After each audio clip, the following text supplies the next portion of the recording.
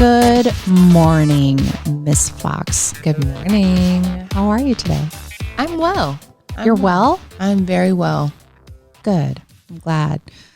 Well, thanks to everybody who tuned in today to Girl, Let Me Tell You How Great You Are. I am Kara Kirsch, and I'm here with my friend and beauty, Rachel Fox. Hey.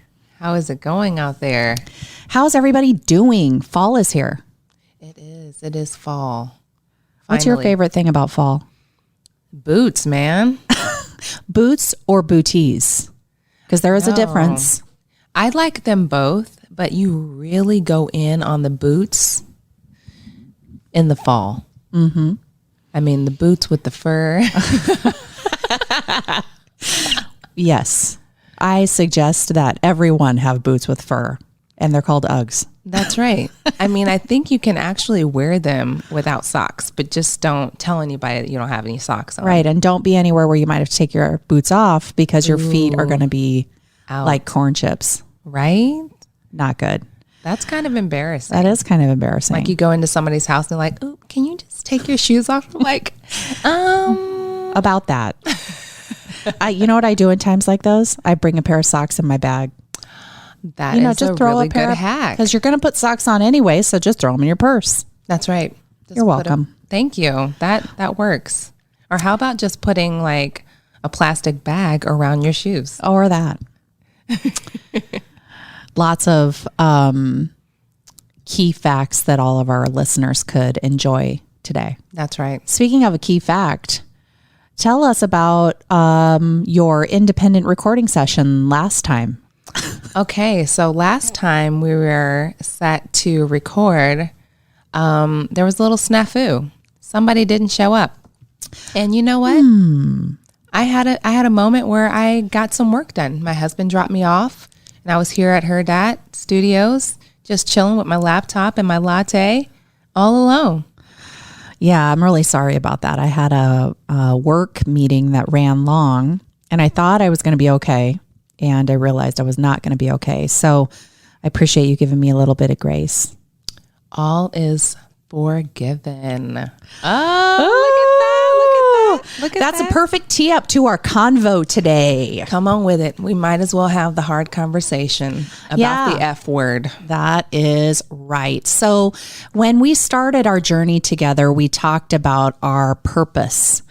And our purpose is to support women in their community, in their health, in their business, in their relationships, and to talk about hard things. Mm-hmm. And one of the things that Rachel and I have been talking about together recently is forgiveness, the F word. The F word. Ooh, I need to take a breath on that. Yeah, we have to just make a pause and just kind of reflect on that word, forgiveness. Because it's an easy concept. Oh, just forgive them. Right. Oh, when I was a child and me and my siblings used to get into it a lot, like it was so bad. I used to tell on my little brother for everything, including breathing.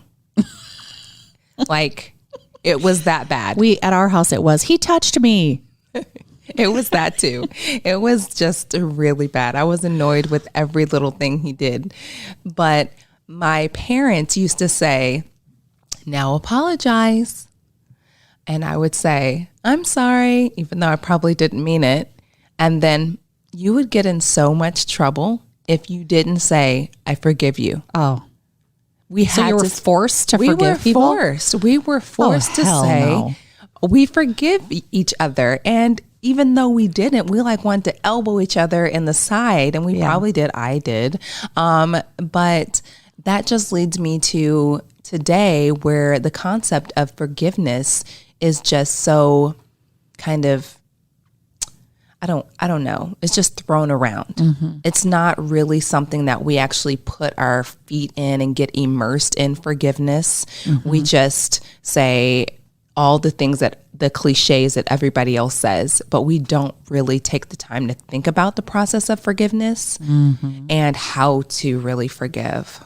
Well, wouldn't you compare it to the process of loss? So what I mean by that is, let's say that someone does you wrong in some way, and maybe they were a friend.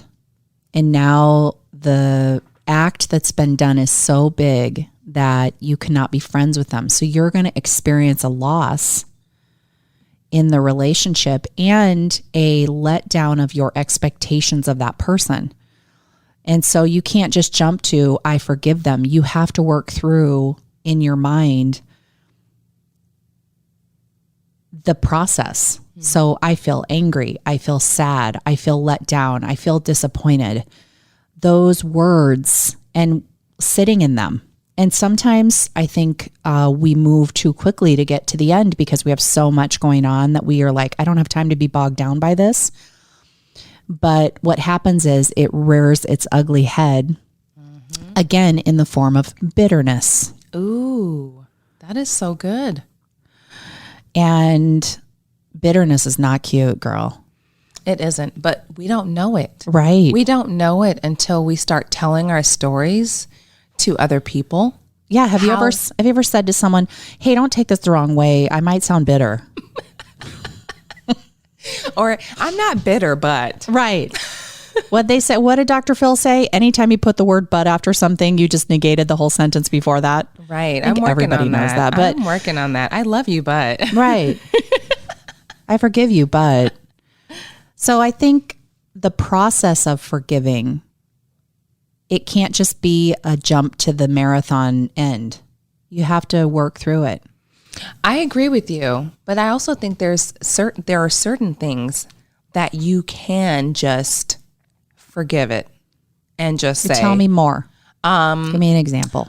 An example is, okay, so I'm married. My husband might say something to me that here's a prime example. This is a true story. The true story of the Fox family. Okay, I'm sitting disclaimer, down. If her husband is listening. He knows. Please love us where we are. He stepped on my pinky toe with this one. So we're watching a video, and I'm often compared to the music artist sensation Kelly Rowland. People say that we look alike.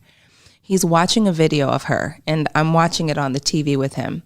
And he says to me, verbatim, you need to do some more crunches. Oh, See? But wait a minute. He rushed to say, he explained what he meant. He said, I know that you've been working out, and there's just some things that walking is not going to take care of. You're going to have to do some sit-ups and crunches. And I was like, I'm so glad you cleaned that up, because you were about you're sleeping on the couch tonight, bro. He was about to be sleeping outside. Right.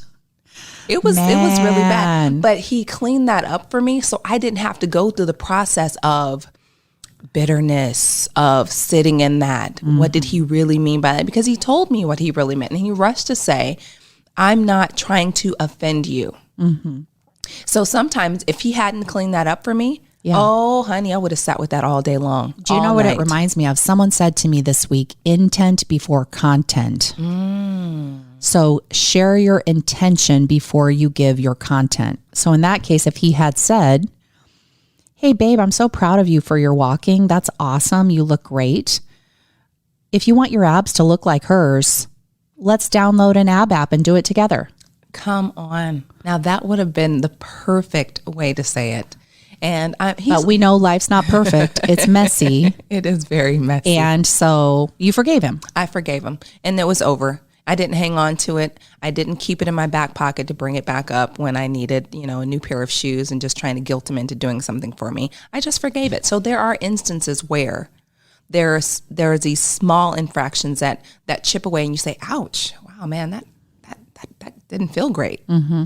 But then that person who caused that harm can rush to say, I didn't mean it that way. Mm-hmm. I'm so sorry. Mm-hmm. Forgiven. Let's move on. Let's have a latte. Let's go on. Mm-hmm. But then there are some things that are deeper, that are intentional, that someone caused you harm, or you may have caused harm to someone else, that it's so deep. So let's talk about when you cause harm to someone else, because one of the things I care a lot about right now is my own self in terms of how I show up. Yeah. And I can only control me. Mm-hmm. So the words that I say, the actions that I take, the way that I show up is all me. Mm-hmm. And it's not always cute, let me just say. But how do you forgive yourself first for something that you've done, even though the other person might not, you don't know what their situation is. You don't know if they've forgiven you. You don't know if they're still talking about it. You don't know if they hate you and want you to, have your fingernails ripped out. How do you work through that? Forgiving yourself. That too, in and of itself, is a process. You have to be able to take ownership of what it is that has happened and transpired. The most powerful thing, and I talk about this in my book that I wrote that's out on Amazon and Barnes and Noble. It's called Back to Me. It's really about taking that power and that authority of taking ownership of what you did in your story. It's so easy to point the finger at somebody else. If they hadn't have done this, then I wouldn't have done this. But if it's something that you can take ownership of, then you have the power to change it. So if I go back into my story and I say, I could have totally responded differently, or I made a terrible mistake in talking about that person behind their back, or sending that email and CCing her boss because I should have just gone to her and said something in the first place. Those are the things that we can go back and change. And we forgive ourselves by acknowledging what we've done, taking ownership of it, and taking off the labels that we're placing on ourselves. Because when we take ownership of something that happened that we caused, what do we say? I'm a bad person. Right. Not, I did a bad thing. Exactly. Well, and changing your action. So if you acknowledge what you've done, and if you have apologized, if that's needed. Yes. I do think you have to apologize. And I don't think there's a time limit on apology. I think if you did something that wasn't good, in the past, and you see that person again, it's okay to say, hey, I'm really sorry. I acted like a jerk and I didn't mean to, and I'm sorry. Yeah, absolutely. But then changing your actions. So how you show up. So I find this to be especially interesting in business relationships, because my expectations in business are really high. And as I've gotten older, I've tried to not let perfection be the enemy of good. I always say I'm a recovering perfectionist, right? And I'm not a heart surgeon. So I don't have a heart in my bag today that I'm going to transplant into someone's life. I'm helping employers build their employee benefit plans. Really important work, right? But I don't have a heart in my bag. And so I had to sort of lean into other people's good in the work that they do so that I wasn't a jerk. Because I found myself having to say, I'm sorry. And then I stepped back and thought, well, if I keep saying I'm sorry and never change my action, then my sorry doesn't really matter. Right. Or how about if I just start out with not having to say you're sorry? Right. And just acknowledging some things that you're working on, that you're working towards, because we're not robots. No. If you have a certain way about you, and I have this habit of doing this in my text messages because they can be dry without the emojis. Let's just put it that way. If somebody asks me a question and says, hey, do I look good in this outfit? And I have to say, I would change maybe your shirt. But if I don't put a heart or a smile or an emoji next to it, then it may come across as rude or just not really nice. So I don't offer any apology for that. I just say, these are some things that I'm working on. Sometimes I don't give it to you as sugar. Yeah, totally. And I've said this to my niece yesterday. You're not really responsible for someone's reaction to your stance or your statement, but you are responsible if something that you've said or done has hurt them. I acknowledge that you're hurt, and I'm sorry that what I said hurt you. Something someone said to me recently too was their daughter hurt their feelings. It was a mom friend of mine, and she went to her daughter who's in high school, and she said, hey, that wasn't very nice, and that really hurt my feelings. And the daughter said, I'm sorry your feelings are hurt. That's not an apology. So she looked at her, and she's like, okay. She shut the door, and she's like, never have I ever wanted to throat punch a child. You know what? But I didn't. And, of course, she forgives her. But I think apology without action is not the best kind of apology. And people can forgive you for your previous actions with an apology and a changed action. And we have to call them out if the action doesn't change. So you said you were sorry for being late at every meeting that we have, but you're always still late. So how can we fix this? Should we move the meeting so that you're on time? Or are you always just going to be late? Because I find it to be very disrespectful if that's the conversation that you need to have. So. And then I just to back up to that scenario, and I don't know what happened with the teenager, but I give her major kudos for saying what she said. And here's why. Sometimes certain people can carry around offenses. They are so sensitive. Baggage from other experiences into new experiences. Exactly. That anything that you say is going to offend them. And so the young lady who said, I'm sorry that your feelings were hurt, maybe she's not sorry for what she said. Right. But maybe she's sorry that that person's feelings were hurt. And I respect that 100% because sometimes you have to deliver certain things like, no, not today. Right. My action that. Wasn't wrong. Bingo. Your receiving of whatever I said is incorrect. And I'm sorry that you received it that way. Because how many times, Kara, in your business do you have to deliver some news that is not going to go over well, regardless of how you present it?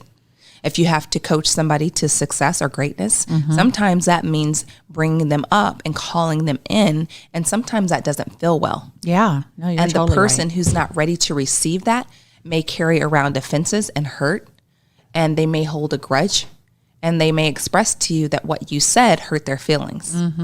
Yeah, so the true. Statement wasn't wrong. How they heard it and how they received it and took it into their heart caused the ouch. I'm sorry that hurt your feelings. Yeah. Yeah, that's good. What do you think about, one of the things I think about when I think about forgiveness is when someone has done me really wrong. I'm talking about the bad stuff. Is it, because in my mind, as I get older, I'm like, well, I'm just going to create a boundary and not deal with that person. I don't deal with people who do me wrong for long. That rhymed too. Did you guys hear that? Do not do it. But I also recognize that that's a limiting characteristic because I don't want to cut people off quickly. But I tell myself I don't have time to deal with the ridiculousness. And so I've heard the phrase like, they're dead to me, or I'm going to have a boundary and not, I'm protecting myself with my boundary. What do you think about creating boundaries with people who have done you wrong and articulating those boundaries to other people? Like if someone says, well, Kara, I want you to come to this meeting and such is going to be there. And that's not a person that you spend time with. Let's use it in a friend situation. So let's say that we had a group of friends and one of the friends in our group had done something to me. And you said, I'd really like the group to get together. And you know that if the group gets together, there's going to be some awkward air between me and this other person. Likely from both of us. So not just me. So how do you recommend that people let those boundaries down slightly? Because to me, that's forgiveness, right? Is being in the presence of someone that has done you wrong, but isn't a bad person. It's complicated. So talk to me about what you think about that. I think that you are not the only person that has dealt with something like that. I've dealt with that too. And I'm telling you, the negative energy is real when you haven't resolved those issues between you and someone else. Is it the person who invited you? Is it their responsibility to say, hey, let's have a kumbaya between you and such? I don't think that's their responsibility.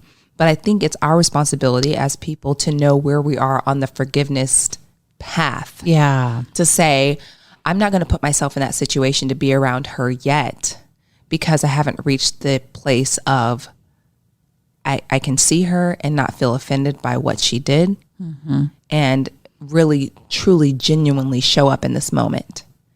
You can say to your friend, I would love to be there for you for this, but I'm not going to be there, and this is why.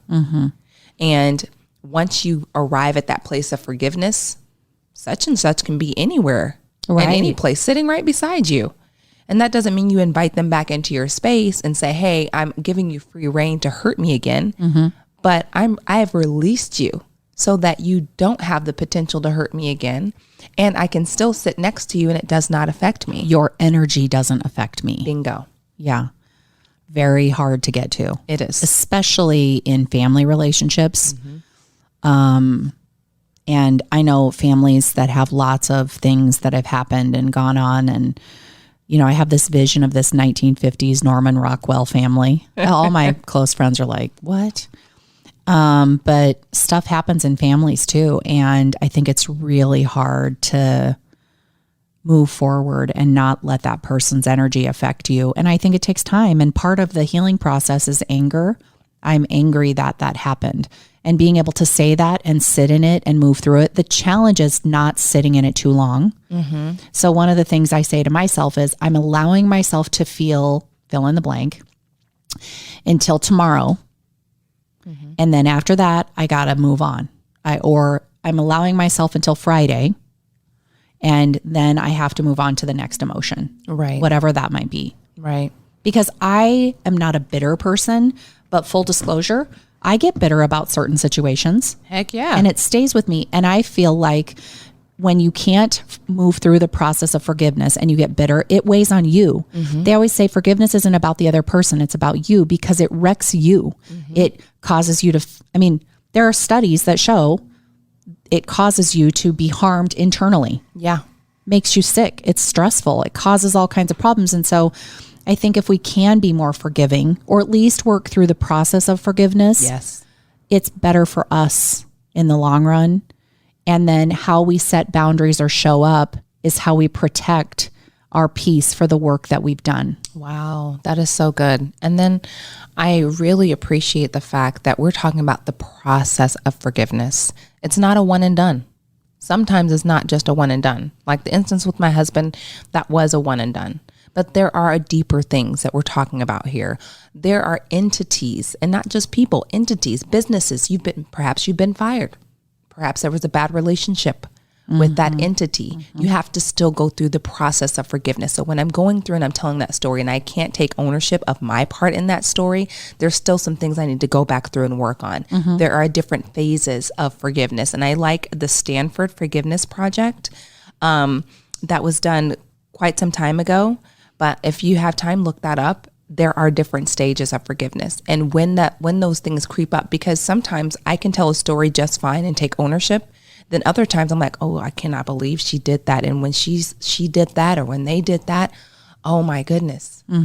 Yeah. And it takes you right back. So that means you have to go back and do some inner work, because I've also learned that unforgiveness is a blocker. Totally. It is a blocker for your blessings, for other connections. And you want to have an open reservoir to receive and to give out the goodness that is in you. And unforgiveness is a boulder in the way. Yeah. I appreciate you bringing up that project. Are there any other resources you would recommend to our guests that they should consider if they're trying to figure out how to move through the forgiveness process? Well, that book right there that you're staring at. Yeah. So we brought a book today. It's called Forgiving What You Can't Forget. We'll post it on our social so that you guys can see. By Lisa Turkhurst. Yeah, you guys can see it on there. And I would love it if our listeners would post on our social how you forgive, or if there's anything that you've done that has helped you. I know for me, and this isn't the case for all, but journaling has really helped to write out, what happened. And I've even done things like write it on a piece of paper and shred it. I've done things like write it on note cards and do things to the note cards, like shred them or cut them with the scissors. And so if you are listeners, forgiveness, the process of forgiveness applies to everyone. Yes. Men, women, all races, all religious beliefs. Every human. And while we're talking about our own journeys and experiences, this applies to all. And so if you have thoughts, please tag us in your thoughts, tag us in your comments on social. It's Saturday morning. So as we wrap up, I just want to do something that I think is really important, because we have a really important guest that's with us today behind the lights, Sasha Durkin, and with Herd at Media. And I just want to say that Rachel and I have been so busy that Sasha is giving up her personal time to be with us today. And we're so grateful and for her ability to come and give us a little bit of her time in the morning. And she's been just an incredible supporter and sponsor of ours. And I'm grateful. So thank you, Sasha. And thank you, Herdat, for allowing Sasha to help us when we needed her help. Yes. This is my favorite show to work on, honestly. Like, I leave after every recording and just like feel lighter, and you guys are a light, so it's never a problem. You guys are amazing. Well, thank you. Thank you. So as we wrap up today, just a reminder that we want you to follow us. Yes. So subscribe to the podcast on whatever platform you use.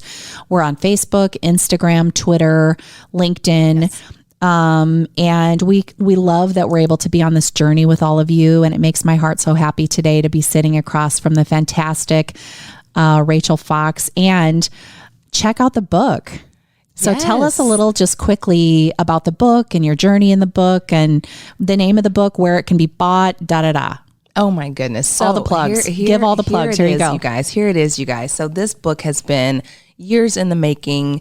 And it's called Back to Me. It's really a journey of self-discovery. There are a lot of stories in there that are funny. There are stories in there that are not so funny, but really it's all about me facing myself and the different truths in the stories that I told. Ooh. I talk about jealousy. I talk about rejection. I talk about getting feedback and how I don't like it.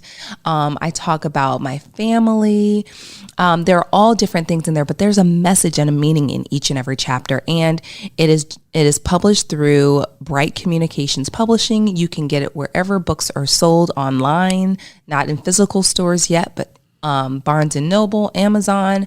I'm also going to be recording the audiobook soon. Sweet. And there's going to be a journal accompaniment to it. So I'm really excited to share it with the world. It's really a vulnerable place to be, to write a book, especially when you're telling your own story. And so the time for that to come was now. Mm-hmm. So I'm really thankful for the process, and I would really love your support. So I thank you guys. So the first 5 listeners who post something about this podcast on social, whatever social venue you choose, LinkedIn, Instagram, Twitter, or Facebook, is going to get a free book. Yep. So go ahead and take to social media, talk to us about forgiveness and your process. Rise up, and we will talk to you soon. Love you all. Bye.